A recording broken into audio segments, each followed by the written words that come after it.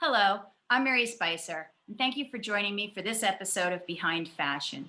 In this unprecedented time, the fashion industry, like so many industries, is in distress.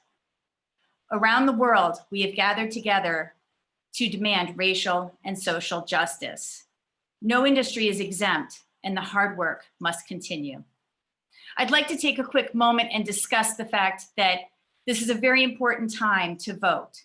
Make sure that you get out there, vote. If you're waiting in long lines, thank you so very, very much. If you can send in your vote, make sure that you take your time and do a very clean signature and that you fill in the entire bubble. It is so important to vote. Thank you to all who have already done it and to all that are going to. With a virus that discourages the interaction of people and the touching of clothing, what does the future hold for the fashion industry? And how are our roles changing? I look forward to collaborating and sharing our ideas and journeys as we move forward in this new world. Today, it is my great pleasure to introduce all of you to Aviva Klein. Aviva Klein was born and raised in Brooklyn, New York. Hi, Aviva. She attended Brooklyn College, first majoring in film and then switching to communications. While in college, Aviva interned for Sony and was soon hired as a college marketing representative. Upon graduation, she was hired to be a marketing assistant to a senior level executive in the urban music division C-suite and did a lot of marketing coordination. Next, she moved over to Universal Motown, and it wasn't the experience that she really wanted. Frustrated with the music world, Aviva made some hard decisions and major changes. Today, Aviva is a Manhattan-based visual artist whose life has had a winding path to lead her to where she is today. From large-scale productions to intimate portraits, all of which are deeply influenced by her hometown of Brooklyn, New York. Her unique style is as impactful as it is beautiful. Aviva has been sought out personally by the likes of Prince, Beyonce, and Halle Berry. Awards that she has incurred include 2019's Hybrid Collective Diversity Award and the Battle of the Boroughs Award. Aviva, can you tell me about the Battle of the Boroughs Award? I have not heard of that. Yeah, so during Photoville in 2000, I think it was 18, they had a slideshow that premiered in the evening from where they had photographers from each borough showcase a series based on the community in that borough. And my series In the Shadows was included in that slideshow representing Brooklyn. Okay, and Aviva, do you have that award that you can show us? I do. I brought it out just for you, Mary. You know, I love the visuals. For those at home who can't see this lovely little golden cup, I love it. Well, I wasn't the only champion. We all got one. So everyone was a winner that night. But it truly is like soccer. So, Aviva has made a television appearance on the HBO series Final as photographer Annie Leibovitz. And by the way, my business partner, Jenny Baker Strasberg, and that was one of our favorite shows, and we can't believe that they did not extend it to a second season. They should have given me a reoccurring part. Then maybe I could have saved the show. 100%, that is correct. And Aviva has had a documentary on Jay-Z's life and times, Aviva Klein, Where I'm From, presented by Vitamin Water 2014. That is a very long title. Can you tell me about that?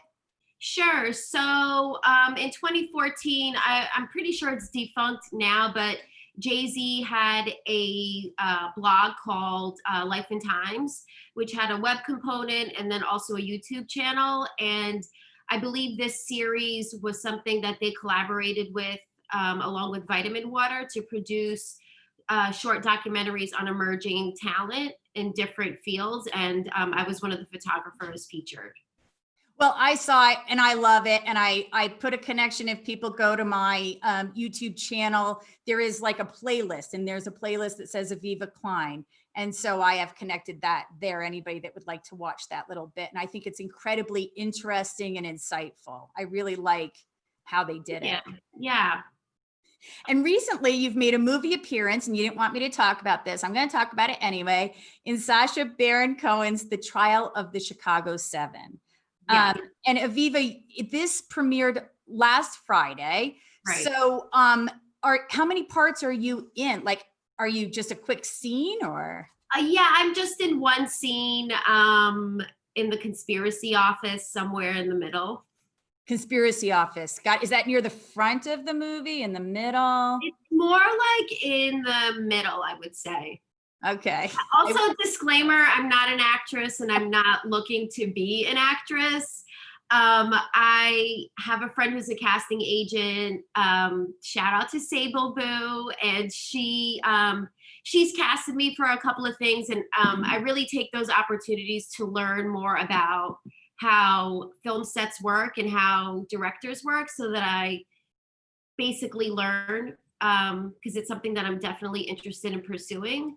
So that's my goal when I'm on those sets, is to see how all of this works. And you know what? It's an opportunity. And in life, you are someone who, like me, say yes to the opportunities. You don't know where it's going or why you're doing it, but say yes to the opportunity. Yes.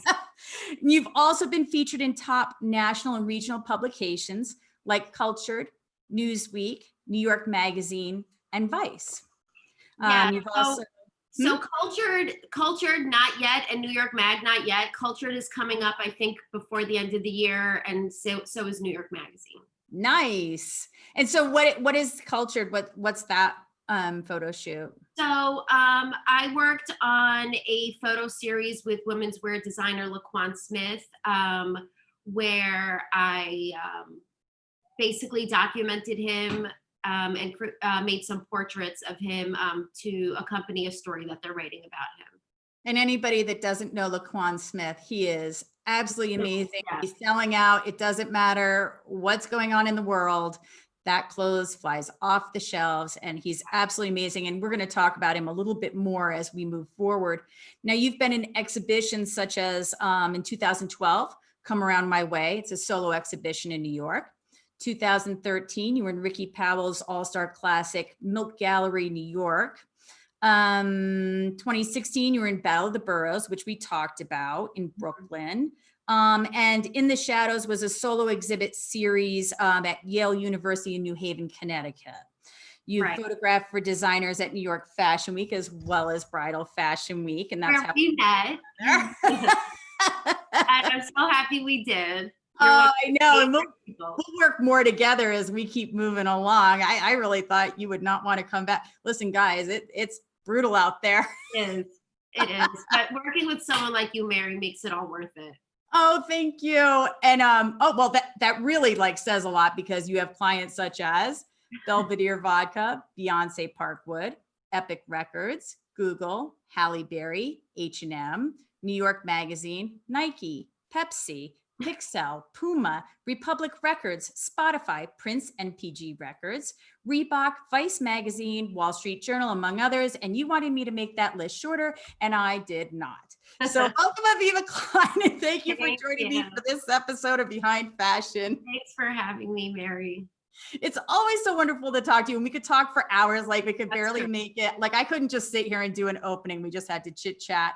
And I did not send you a Behind Fashion mug because people need to vote, and I am not going to junk up the mail with that. I will personally deliver a mug to you. In the meantime, I'm going to cheers you and all of your great successes. Okay.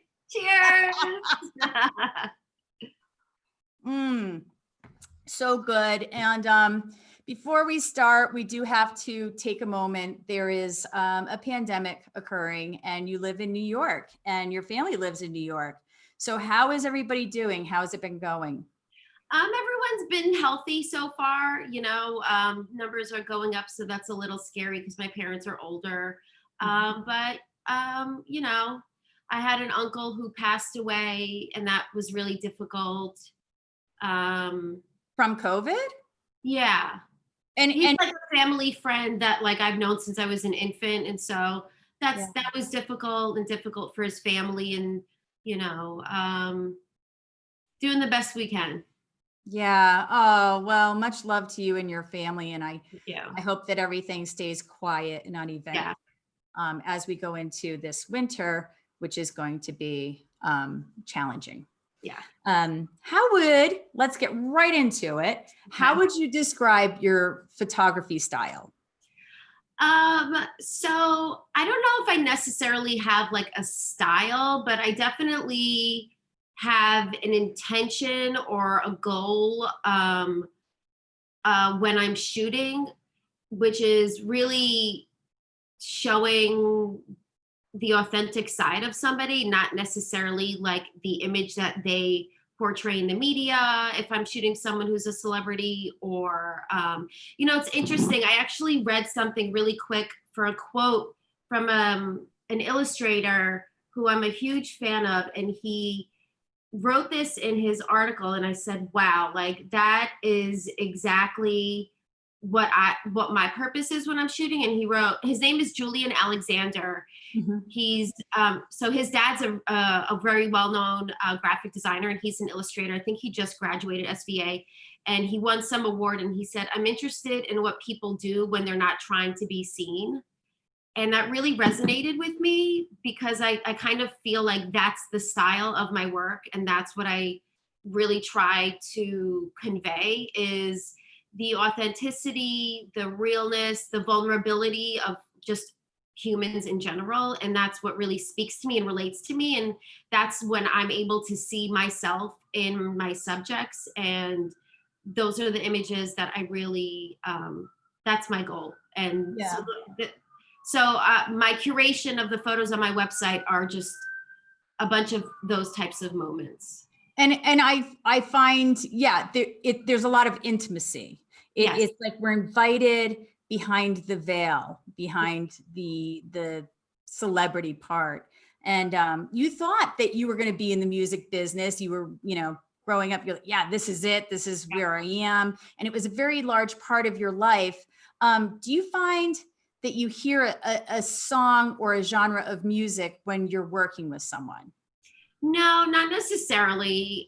Typically, I just play music that makes me feel good on set and inspired, and also if I have the opportunity, have my subject pick music too, so that they feel comfortable and they feel inspired and able to feel free and maybe even like escape the moment a little bit, so that because a lot of people, when you photograph them, obviously the camera's on them, and so they feel a little, what do I do with my hands? Or like, what should I do? What should I do? And so I try to use music in a way to create a world where they, kind of don't worry about those types of things and feel good. And music is definitely a way of creating that environment.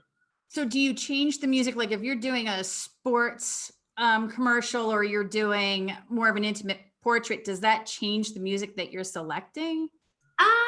Not necessarily. It's just about how I feel or how my subject feels.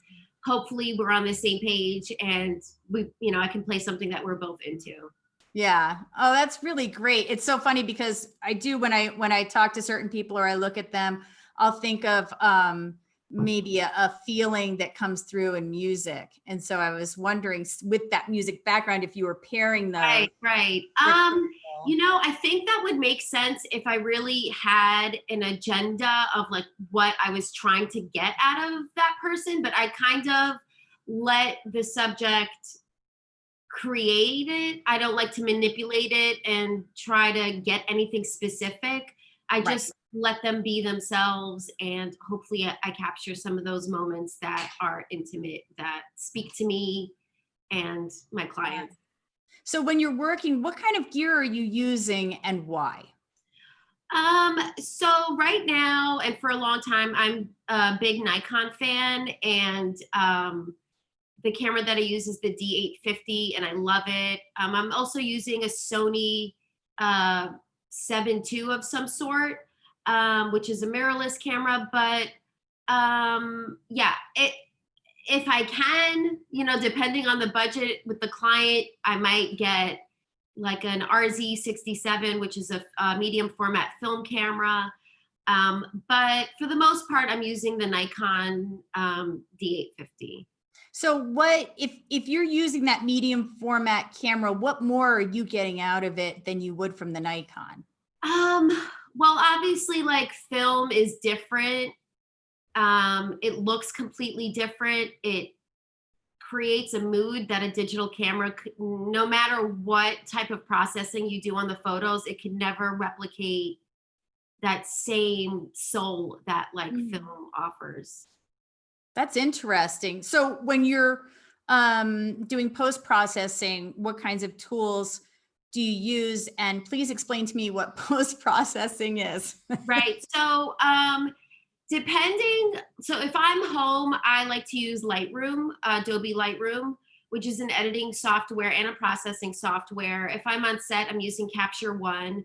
And typically, I mean, what that means is, finding the photos that you like the best and then adding different things like contrast or, brightening or clarity or different tools that are within the software to make the image more dynamic and give it just like a little extra something.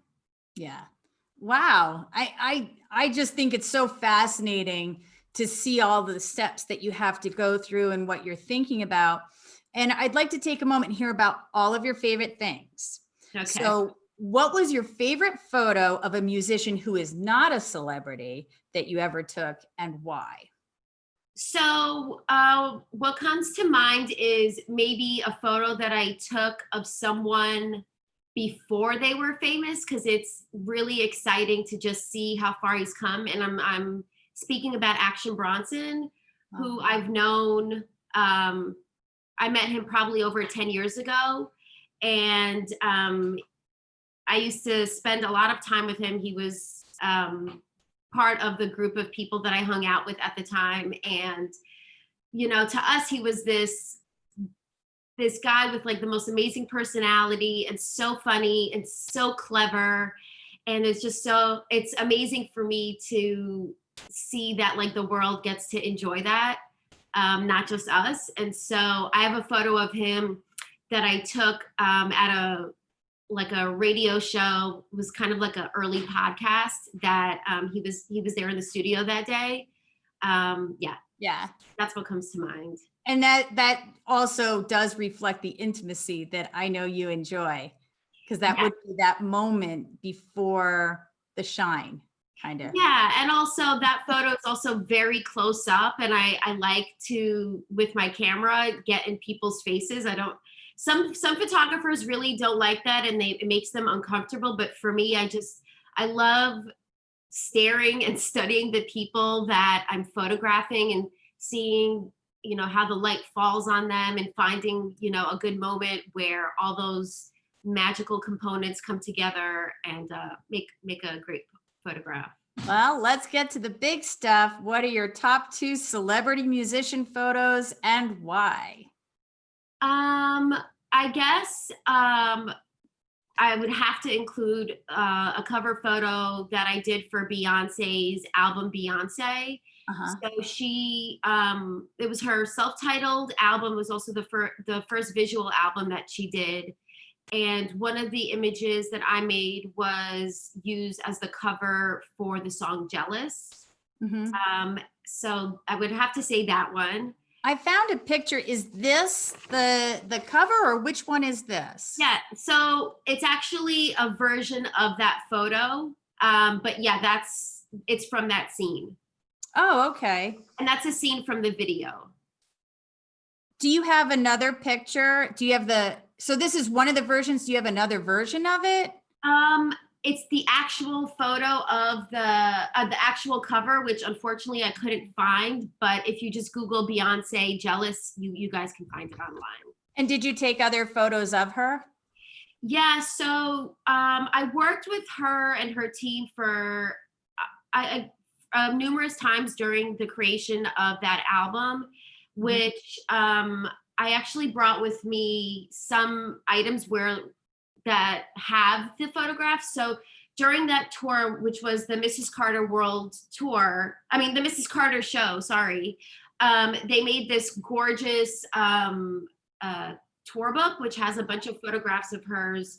And so some of my images from the tour that I took are. Wow. So that one that you're showing right now, she has like it's like a pompadour, like it's almost like an older style with a white dress. Yeah. I don't remember the reference. Maybe it was like Marie Antoinette or something like that. Yeah, that's what it looks like. I mean, I didn't do the creative direction of it. I just took the photographs. Okay. And so here's another beautiful outfit. I love that. And there this is beautiful. White with the red lip. Yeah. Designer by the name of Chromat made this piece, the skirt. I forget who made the top. But yeah, I mean, yeah, Chromat's amazing. And then I took this one here of her. I think and then also this image that was overlaid. But yeah, so we did that, and then I have also one last one that was included in the calendar, but this came out after. So I think that was in like 2013, and the calendar came out in 2015, and so I was Miss October. Oh yeah, my birthday month. Yeah. So, it was an awesome project to work on. I learned a lot during that experience for sure. What's it like? Can you give like a little bit of insight into working to that level with Beyonce? What can I say? I mean, working with her really just showed me like what professionalism looks like and what talent on an unbelievable scale looks like. And yeah, that's amazing. I that's just, it's almost speechless, and it's very hard to find things to say. So your other celebrity musician photo that you loved? I love the photo I took of Cardi B. I think at this point it was 2 years ago at oh my God, what's that concert called? Hot 97. Summer Jam. Yeah. So during Summer Jam with all the different colors of Cardi. Yes, I wasn't referring to that one. It's a different one, but yes, I do love that one too. It was a photo that I took of her in this moment that I don't know how I captured it, but I did. And I have another one here. Yes, that's the one. Listen, anybody listening in. So the first photo was just of her standing, but this one is of her moving, and her hair is flying out. There is color, there is motion. Yeah.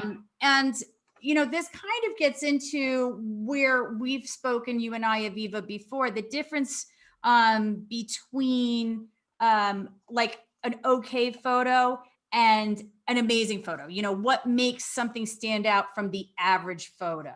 Right. So, I mean, what I love about this one and what makes it one of my favorites is obviously like the decisive moment in which I took that photo. And basically what that means is like the second that you click that shutter was the perfect time because if I took it any earlier or later, it never would have looked like that. Her hair wouldn't have been perfectly like covering one side of her face, and it just wouldn't have flared out that way, and her face wouldn't have had that emotion.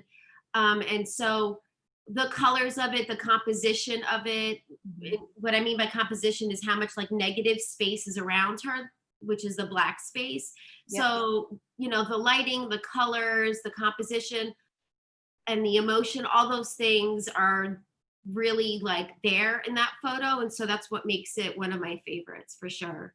Oh, I mean, it's really a gorgeous photo. And if I can find something that I can put on the site to show that to anybody that was listening on the podcast, I think that will be amazing.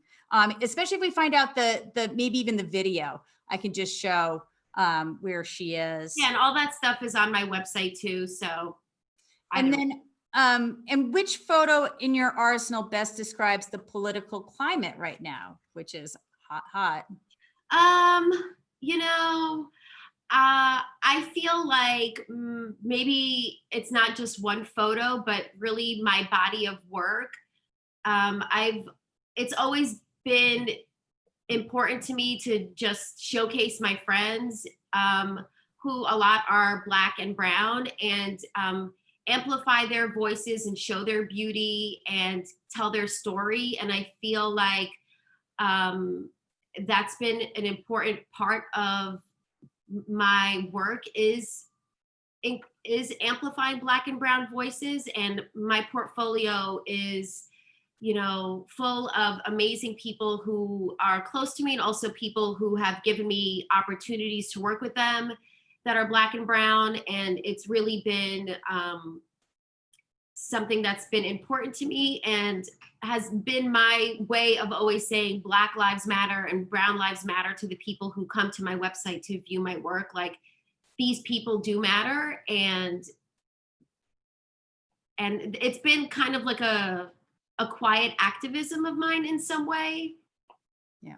If that makes any Yeah. sense. Yeah.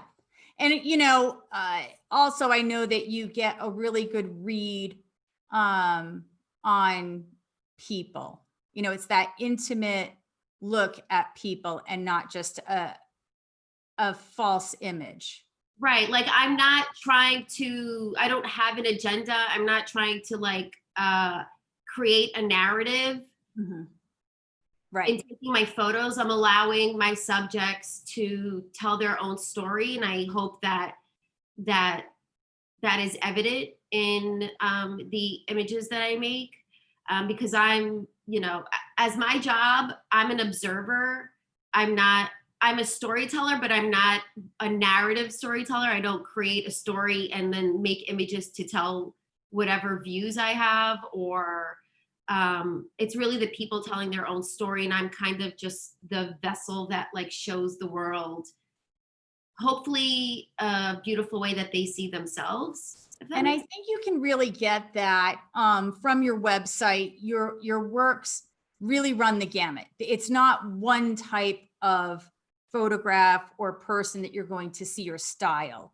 It really is the style of the people that you're photographing. Yeah, I mean, almost everything on my website, I just let people do what they want to do, wear what they want to wear. Sometimes I might have a color palette in mind that I might share, but it's important for me when it's a personal project, because sometimes if you're shooting for a client, you don't necessarily have say in certain things. Right. But when I'm doing something, I never tell someone smile. I never tell someone to do anything unless it has to do with lighting, where I'll say oh, chin up, chin down. But I'm not the type of photographer that is, yelling at someone show me this or that. It's also not my personality. I just want them to be themselves, and I want to show the world the beauty that I see inside of that person.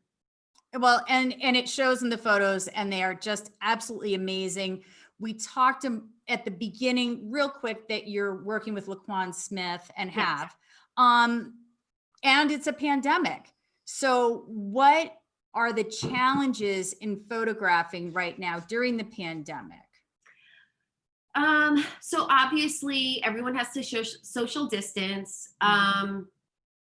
People have gotten back in the studio. I don't know what that's like because I haven't been back in the studio. But even for me, you have to be socially distanced, and then also wearing a mask could be, it's not ideal. It gets hot, like when I was photographing Laquan, one day, actually both of them were indoors. And so that was, something that was a bit of a challenge, but it's, you just walk away for a second, get yourself some breath and, go back to it. But then also using lenses that are a little longer so that you don't have to get so close to the subject. And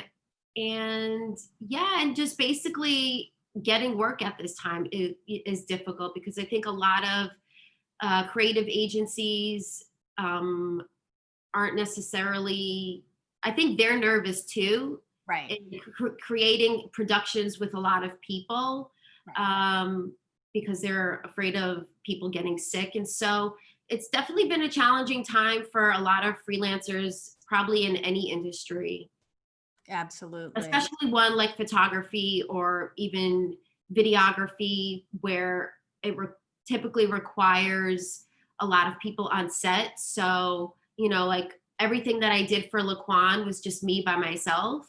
Right. And everything else that I've done since the pandemic has just been me on my own. Well, and I think, that's okay right now.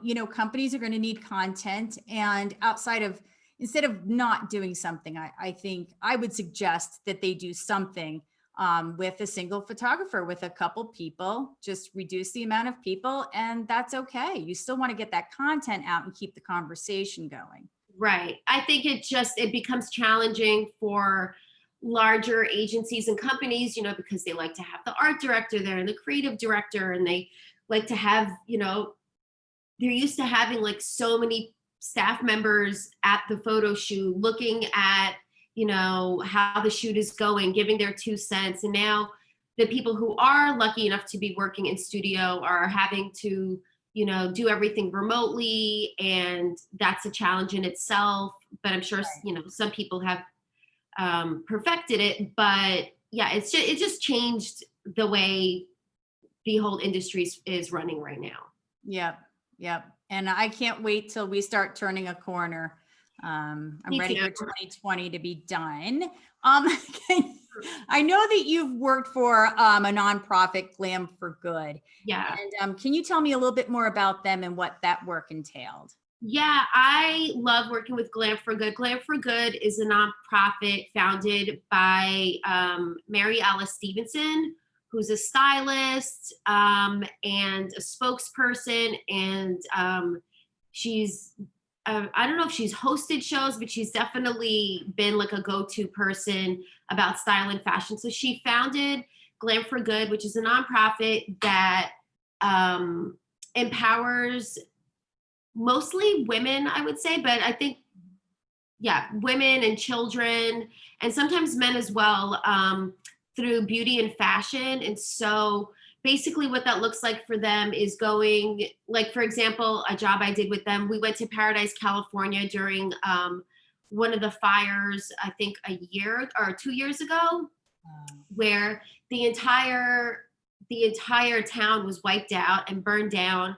And so her and her team and me and my team went down there. So what they did was created basically a store inside of a gymnasium with all brand new clothing donated from various brands, and families would just come in and take whatever they wanted. It was all free.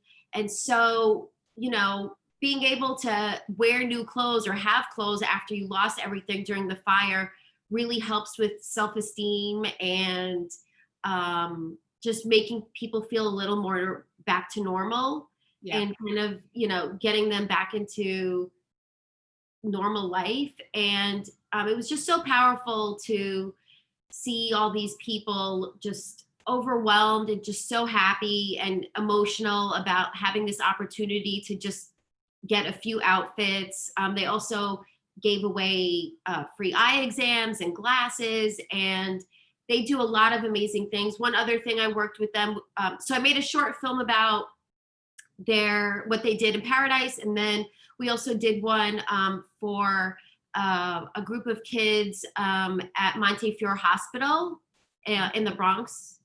And these kids, it was just so sad. They're all so sick, and a lot of them probably wouldn't have made it to prom. And so we created this prom for them. Well, Glam for Good did, and I documented it, where, again, they had donated gowns, brand new, for all these girls, and suits for the boys. And they had hair and makeup come in, and it was just so beautiful. And it was just one day to create for these kids where they don't have to think about their illnesses. Right. And so, yeah, they're an amazing organization. I love working with them. And yeah, so if you guys ever want to see any of those videos, are on my website also. Wonderful. Well, I mean, that's amazing. Everything that you've done, anybody that wants to see what you've been working on, all of these pretty much are on your website. I'll also have, like I said, a playlist on the YouTube channel. And thank you so much for joining me. I know you're busy, and I really appreciate you taking the time to speak with us. Thanks, Mary. So good to see you, and thanks for thinking of me and including me Always. in this. Thank you. Thanks. Bye. And thank you all for attending this week's Behind Fashion series with my special guest, Aviva Klein. You can follow Aviva on Instagram at Aviva, AVIVA _Klein, KLEIN, or learn more about her at her website, avivaklein.com. Next week, I will go behind fashion with stylist Corey Roche. We're going to discuss what is behind the fashion of the men in politics. See you next Wednesday, October 28th at 10 a.m. Mountain Time, noon on the East Coast, 9 a.m. on the West Coast, and 5 p.m. British Summer Time. All the best to you and yours.